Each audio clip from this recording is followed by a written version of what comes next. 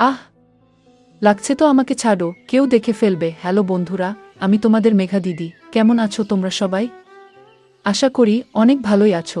আর তোমাদের ভালোবাসায় আমিও অনেক ভালো আছি, কারণ তোমরা আমাকে যে পরিমাণে ভালোবাসা দিয়েছো এবং সাপোর্ট দিয়েছো তা আমি কোনোদিন ভুলতে পারবো না। তাই তোমাদেরকে মজা দেওয়ার জন্য আবারও একটি নতুন গল্প নিয়ে হাজির হলাম। গল্পটি শোনার মতো, আশা করি তোমাদের দাঁড়িয়ে যাবে। আর তোমরা হাতের কাজ করতে করতে সবাই হেডফোন নিয়ে বসে যাও। যদি আমার গল্প শুনে মজা পাও তাহলে অবশ্যই আমার চ্যানেলটি সাবস্ক্রাইব করবে। তো চলো বন্ধুরা, আমরা কথা না বাড়িয়ে আসল গল্পে চলে যাই। ওই ছেলেগুলো আমাকে অনেক টাকা দিয়ে এক রাতের জন্য নিয়ে গেল। 5টা ছেলেই যখন আমার শরীরটা নিয়ে তাদের সুখ নিচ্ছিল, তখন হঠাৎ তাদের ষষ্ঠ বন্ধু এসে হাজির। কিন্তু সে রুমের ভিতরে ঢুকতেই তার কণ্ঠ দিয়ে আওয়াজ বেরিয়ে এলো, কেননা অবস্থার জন্য একজন মানুষ এমন কিছু করতে বাধ্য হয় যা সে কখনো চিন্তাও করেনি, অথবা অন্য কথায় কখনো কখনো অনেক স্বপ্ন একজন মানুষকে শেষ করে দেয়া। আর আমিও কখনো পূরণ না হওয়া স্বপ্নের আশায় বেরিয়ে পড়ি। আমি রাত 12টার পর থেকে তাদের ছোট্ট ঘরে বিছানায় শুয়ে আছি। একটার পর একটা ছেলে আমাকে শেষ করে দিচ্ছিল। ব্যথা অনেক ছিল, কিন্তু এইসবি আমি নিজের ইচ্ছায় গ্রহণ করেছি না। আমার পোশাকের হুঁশ ছিল না, আমার শরীরের ব্যথার হুঁশ ছিল। দুটি ছেলেই আমার অবস্থা এমন করে দিয়েছে যে আমার সমস্ত শরীর অনেক ব্যথায় ভরে গিয়েছিল। শুধু এই ভেবেই আমার মন কেঁপে উঠছিল যে এরপরে আরও 3 ছেলে আসতে চলেছে। তাদের লোভ ছিল অনেক এবং আমাকে তাদের আনন্দের সহিত সময় দিতে হবে। আমি কল্পনাও করিনি যে আমার জীবনে এমন একটি রাত আসবে। এইসবি অনেক টাকার বিনিময়ে মজা করছিল, তাই আমাকে পিছিয়ে যাওয়ার প্রশ্নই আসে না। আমার দায়িত্ববোধ এবং আমার পরিবারের স্বপ্ন আমাকে এই রাস্তায় নিয়ে এসেছে। তাই আমি এক রাতে 5 ছেলের সাথে রাত পার করতে রাজি হয়েছিলাম। সাধারণ পরিস্থিতিতে কোনো মেয়ের পক্ষে এরকম ভাবাও সম্ভব নয়, কিন্তু আমি যে জায়গায় দাঁড়িয়ে আছি, এই সিদ্ধান্ত নিতে আমার অনেক বেশি সময় লাগেনি। তারা সবাই সুস্থ সবল ছেলে ছিল, যাদের শক্তির কাছে আমি কিছুই না। 2 ছেলেই আমাকে মুহূর্তের মধ্যে শেষ করে দিচ্ছে, তাদের লোভ ছিল অনেক বেশি।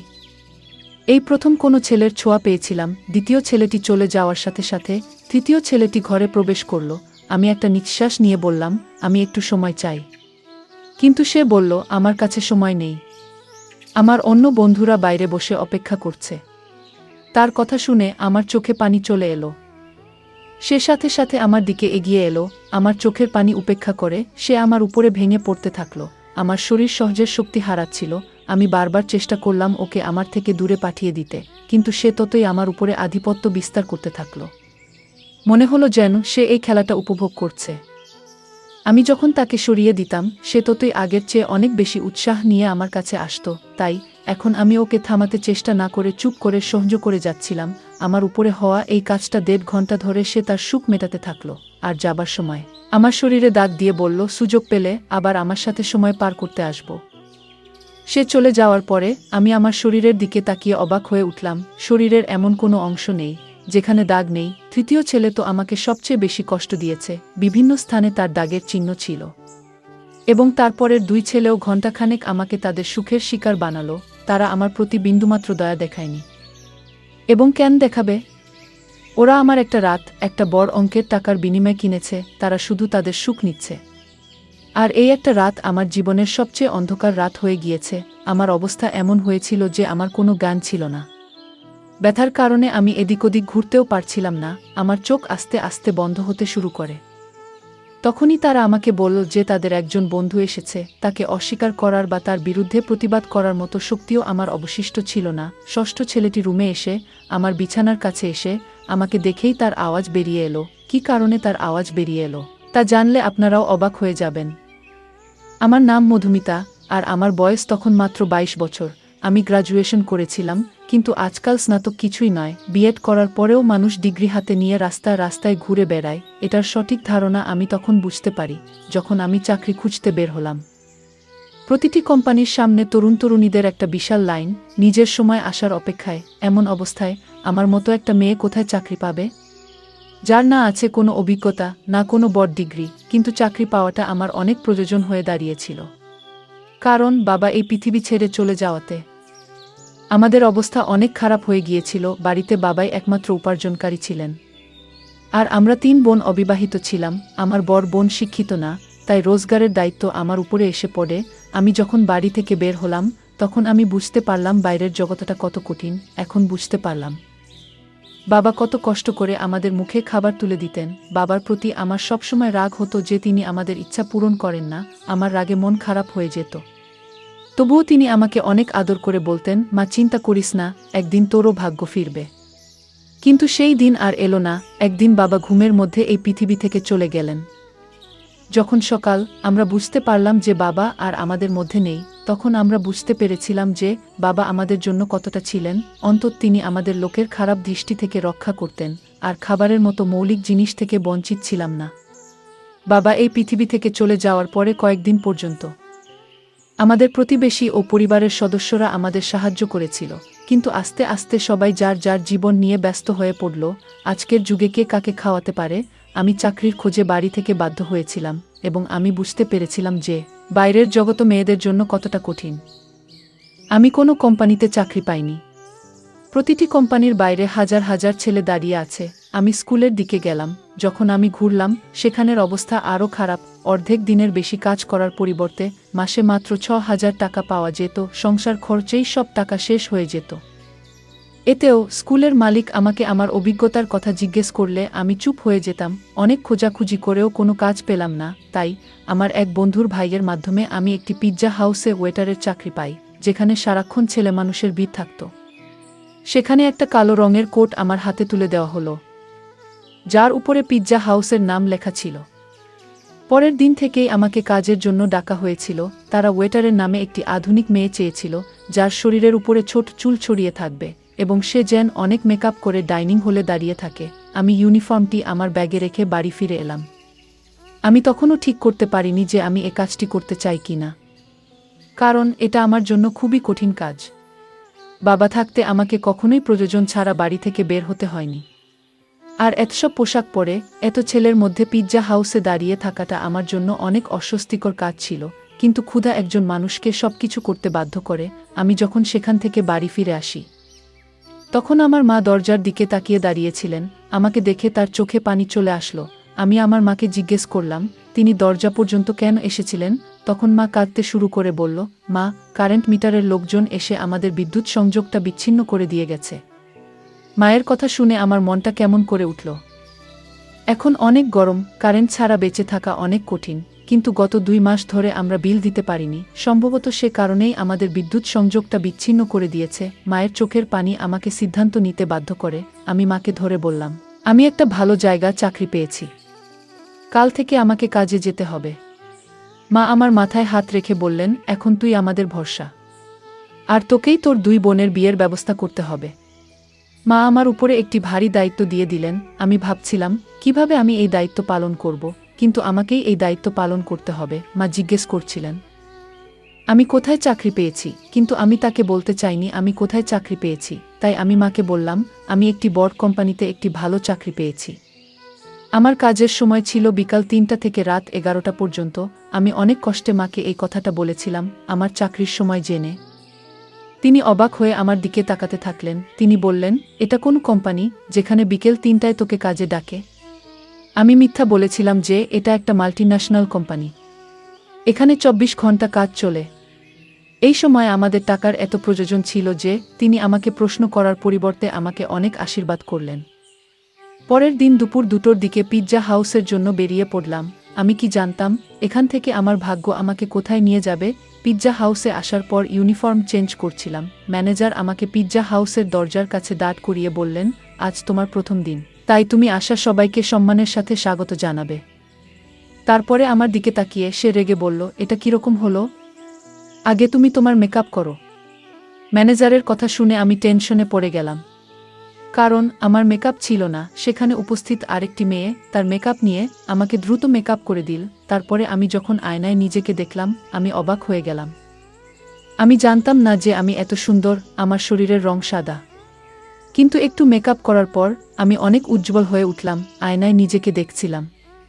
তখন মেয়েটি বলতে শুরু করল যে এই লোকগুলো তোমাকে শুধু তোমার সৌন্দর্যের জন্য এখানে রেখেছে, নইলে কাজ করার জন্য তো অনেক লোক আছে। আমি জানলাম যে আমি আমার যোগ্যতার জন্য নয়, আমার সৌন্দর্যের কারণে এই কাজটি পেয়েছি। কাজের প্রথম দিনটি আমার জন্য অনেক কষ্টের ছিল। আমি বিকাল 3টা থেকে দরজায় দাঁড়িয়ে আছি। এখানে আসা ছেলে মেয়েদের স্বাগত জানাচ্ছি। মহিলাদের সংখ্যা অনেক কম, বেশিরভাগ ছেলেরাই আসছিলেন। শেষের দিকে আমার পায়ে অনেক ব্যথা ছিল। তারপরেও বাসে করে রাত 12টার দিকে বাড়িতে পৌঁছালাম। মা জেগে আমার জন্য অপেক্ষা করছিলেন। আমি মায়ের সাথে বসে খাবার খেয়ে তাড়াতাড়ি বিছানায় শুয়ে পড়লাম। আমি বাবাকে অনেক মিস করছি। বাবা আমার বেশিরভাগ দুঃখ সামলাতেন। তবুও আমি সবসময় তার সাথে এটা সেটা নিয়ে রাগ করতাম। আমি পায়ের ব্যথায় অনেক কষ্ট করতে করতে বুঝতেই পারিনি কখন ঘুমিয়ে পড়েছি। পরের দিন আবার দুপুর 2টোর দিকে বাসা থেকে বের হলাম। আজ আমাকে দরজার কাছে দাঁড় করিয়ে না রেখে অর্ডার নেওয়ার জন্য কাজটি দেওয়া হয়েছিল। এই কাজটা আমার কাছে কিছুটা সহজ মনে হয়েছিল, কিন্তু কিছু সময় পরে বুঝেছিলাম এই কাজটা মোটেও সহজ নয়। আমি যার কাছে অর্ডার নিতে যেতাম, প্রায়ই ছেলেরা আমার মাথা থেকে পা পর্যন্ত তাকিয়ে হাসত এবং জবাবে আমাকেও হাসতে হতো, কারণ এটাই আমার কাজের নিয়ম। তারা ইচ্ছাকৃতভাবে অর্ডার দিতে অনেক সময় নিত। মাঝে মাঝে অর্ডার দেওয়ার সময় আমার এত কাছে আসত যে আমার নিঃশ্বাস বন্ধ হয়ে যেত। এখন আমি ভালোই বুঝতে পারছি যে এই পিৎজা হাউসটি ওয়েটারের কারণেই চলত। এখানে আসা বেশিরভাগ ছেলেই আসত শুধুমাত্র মেয়েদের জন্য। দিনগুলো এভাবেই চলে যাচ্ছিল এবং আমি এখানে কাজ শুরু করার 1 মাস হয়ে গেল। সেই 1 মাসে অনেক কিছু ঘটে যা আমার জন্য অনেক অদ্ভুত ছিল। ছেলেদের অর্ডার দেওয়ার অজুহাতের কাছে আসা এবং ডবল মিনিংযুক্ত শব্দ ব্যবহার করা। কিন্তু এই চাকরির সবচেয়ে ভালো জিনিস হলো বেতন ছাড়াও এই 1 মাসে অনেক টিপের টাকা জোগাড় হয়েছিল। সেই টাকা আমি বিদ্যুতের বিল দিতে ব্যবহার করি। আস্তে আস্তে পিৎজা হাউসের বেশে খারাপ হয়ে পড়ি। প্রতিদিন সন্ধ্যায় 5 জন ছেলে পিৎজা খেতে এসে কোনা টেবিলে বসত। সেই টেবিলটা ছিল আমার ভাগে। আমি প্রতিদিন তাদের কাছে অর্ডার নিতে যেতাম। তারা 5 জনই 24 বছর থেকে 35 বছরের ছেলে, যারা আমার দিকে গভীরভাবে তাকাত। আজও যখন আমি তাদের কাছে অর্ডার নিতে গেলাম, তাদের একজন জিজ্ঞেস করে, তুমি এখানে বাধ্য হয়ে কাজ কর, তাই না? আমি হ্যাঁ বলে দিলাম। সে সাথে সাথে তার কার্ডটি বের করে আমার সামনে রেখে বলল, তোমাকে অনেক ভদ্র মেয়ে বলে মনে হচ্ছে। যদি তোমার কোনো সাহায্যের প্রয়োজন হয় তবে দয়া করে আমাকে মনে রেখো। আমি কিছু না ভেবেই কার্ডটি নিয়ে আমার কোটের পকেটে রাখলাম। আমি যখন কার্ডটি নিলাম সে হাসল। তারপরে এই চলতে থাকলো প্রতিদিন। আমি তাদের অর্ডার নিতে যেতাম, তাদের একজন আমাকে প্রশ্ন করত। এইভাবে প্রতিদিনের কথা বলার কারণে আমাদের মধ্যে কিছুটা বন্ধুত্বপূর্ণ সম্পর্ক তৈরি হয়। দ্বিতীয় মাসও দেখতে দেখতে পার হয়ে গেল। তারপরে একদিন মা আমাকে বললেন যে তোর বড় দিদির খুব ভালো একটা সম্বন্ধ এসেছে আর তারা তাড়াতাড়ি বিয়ে করাতে চায়। মায়ের কথা শুনে আমি অনেক টেনশনে পড়ে গেলাম, কারণ সবে মাত্র আমি বাড়ির খরচ বহন করেছি। বিয়ের দায়িত্বের কথা ভাবতেও পারিনি। মা বলতে শুরু করেন, তোর কোম্পানি থেকে লোন নিয়ে অনেক বড় কোম্পানি লাখ টাকা লোন পেলেও তোর দিদির বিয়ে ভালোভাবে হয়ে যাবে। আমার বড় দিদি 24 বছর বয়সী এবং মা তাকে নিয়ে অনেক টেনশনে ছিলেন। এখন আমি কিভাবে মাকে বলব যে আমি পিৎজা হাউসে ছোট একটা চাকরি করি, আমি কিভাবে লাখ টাকা জোগাড় করব? তাই আমি মায়ের কথার কোনো রিপ্লাই দেইনি, কিন্তু মায়ের চোখে আসার আলো স্পষ্ট দেখতে পাচ্ছিলাম। আমার মা নিশ্চিত ছিলেন যে আমি কোম্পানি থেকে লোন পাব।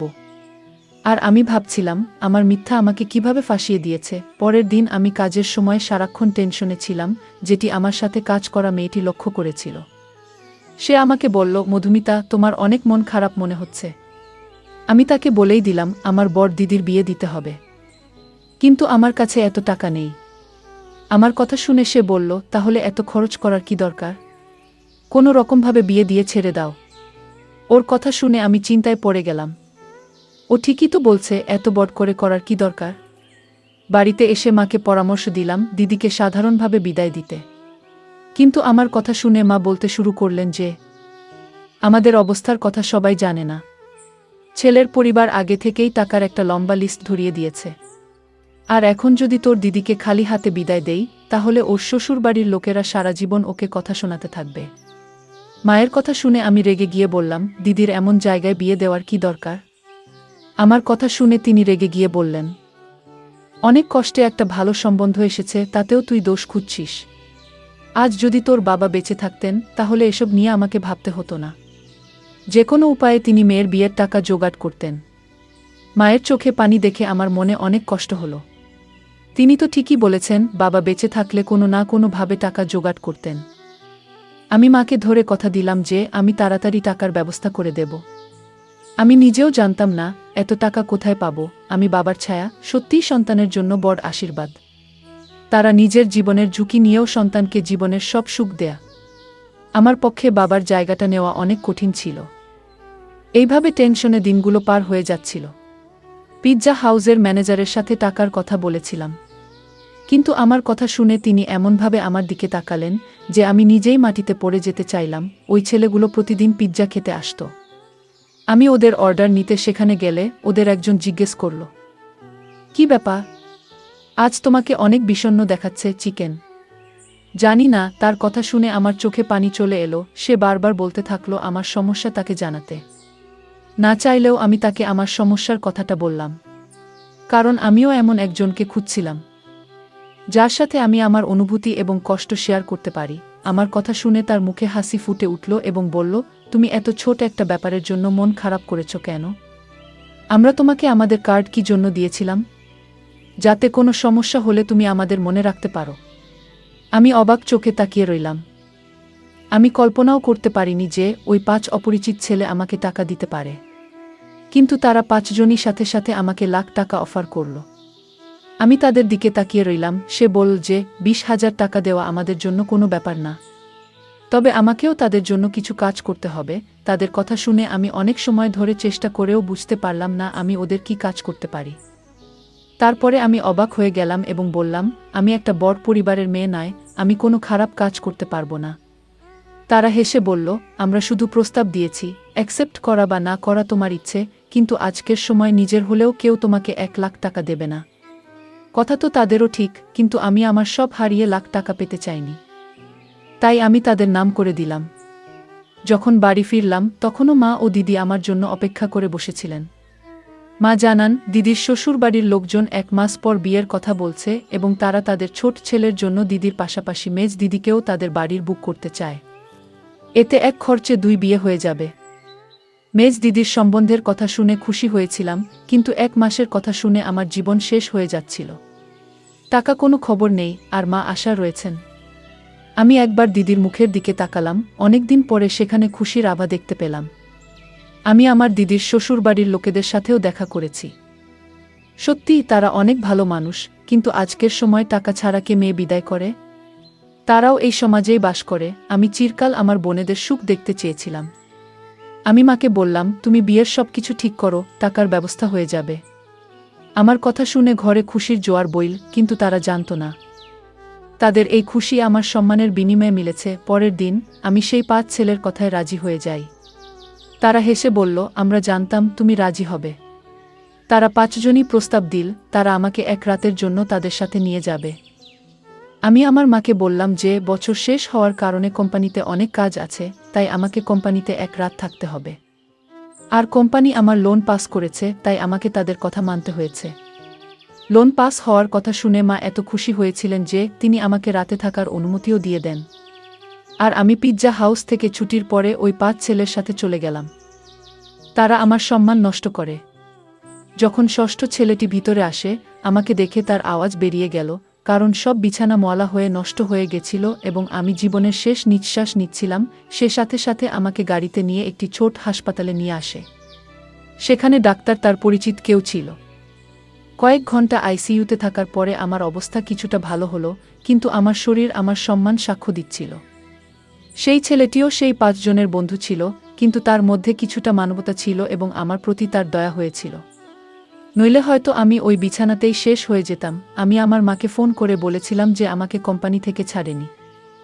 ছেলেটি নিজেই হাসপাতালের সব খরচ বহন করেছিল এবং তার বন্ধুদের কাছ থেকে 1 লক্ষ টাকা নিয়ে আমাকে দিয়েছিল।